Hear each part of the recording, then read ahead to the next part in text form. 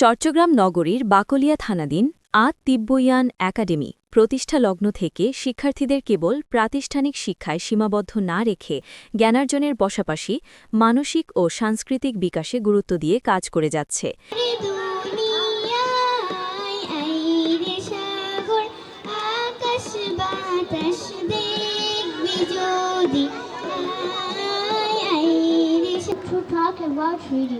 Reading is the key to knowledge.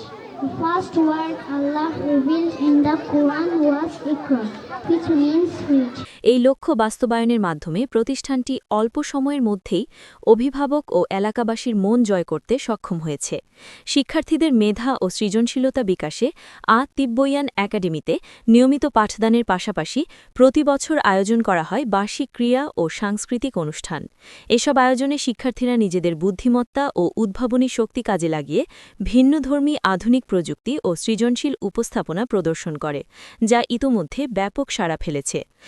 আসলে আমাদের শিক্ষার্থীরা হচ্ছে মাত্র ক্লাস 4 এ পড়ে না, এরা বিজ্ঞান প্রযুক্তি সম্পর্কে এত বেশি অবগত নয়। তারপরেও যা তাদের ক্লাসে পড়া আছে তার উপরে অতিরিক্ত এই বিষয়গুলো আমরা এরপরে শিক্ষার্থীদের মাধ্যমে এগুলো তৈরি করেছি। আমরা দোয়া চাই আপনাদের কাছে, আমাদের সন্তানরা যেন বড় হয় এবং একজন সায়েন্টিস্ট হতে পারে, বিজ্ঞানী হতে পারে, ইঞ্জিনিয়ার হতে পারে, এখান থেকে ডাক্তার হয়। আল্লাহ তাআলা আমাদের তাওফিক দান করুন।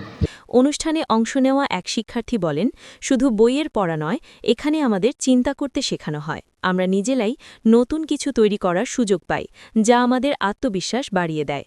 এ বিষয়ে প্রতিষ্ঠানের এক শিক্ষক জানান, আমাদের লক্ষ্য শিক্ষার্থীদের নৈতিকতা, সংস্কৃতি ও আধুনিক জ্ঞানের সমন্বয়ে গড়ে তোলা।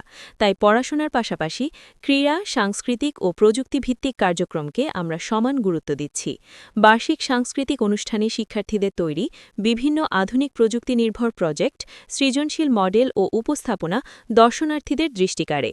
অভিভাবকরাও শিক্ষার্থীদের এমন উদ্ভাবনী কাজে সন্তোষ প্রকাশ করেন। এক অভিভাবক বলেন, আমার সন্তান এখানে পড়াশোনার পাশাপাশি বাস্তব জীবনমুখী শিক্ষা পাচ্ছে। এমন উদ্যোগ সত্যিই প্রশংসার দাবিদার।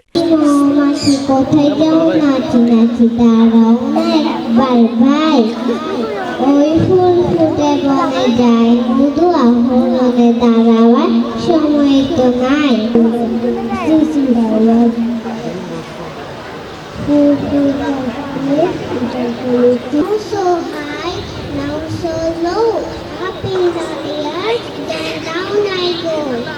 শিক্ষা, সংস্কৃতি ও প্রযুক্তির সমন্বয়ে তিব্বইয়ান একাডেমি ভবিষ্যৎ প্রজন্ম গঠনে গুরুত্বপূর্ণ ভূমিকা রেখে চলেছে, এমনটাই মনে করছেন সংশ্লিষ্টরা। Desk news, Chittagong.